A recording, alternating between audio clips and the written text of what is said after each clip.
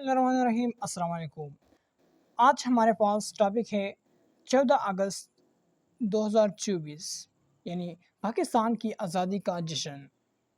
तो चलिए चलते वीडियो को स्टार्ट करते हैं।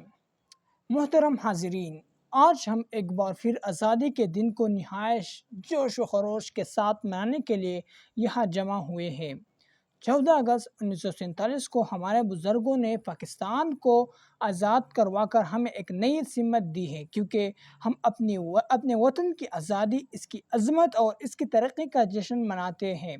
पाकिस्तान की आज़ादी एक अज़ीम कुर्बानियों का नतीजा है। लाखों मुसलमान ने आज़ादी की कीमत चुकाई और अपने खून से इस वतन की बुनियाद रखी। आज हम इनकी कुर्बानियों को याद करते हैं और अज़म करते हैं कि हम अपने वतन की तरक्की के लिए भरपूर कोशिश करेंगे। आज़ादी का मतलब सिर्फ़ एक आज़ाद मुल्क नहीं, बल्कि ये हमारी कौमी ज़िम्मेदारियों का भी तकाज़ा करता है। हमें अपनी आज़ादी की हिफाजत के लिए एक मज़बूत कौम बनने की ज़रूरत है।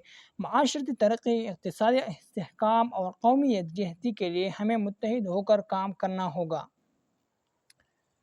आइए हम सब मिलकर इस अहद का इआदा करें कि हम अपने वतन को तरक्की की राहों पर गामज़न करेंगे, अपने लोगों की खुशहाली को यकीनी बनाएंगे और एक ऐसे पाकिस्तान की तामीर में किरदार अदा करेंगे जो तरक्की, अमन और खुशहाली की अलामत हो। पाकिस्तान जिंदाबाद। शुक्रिया।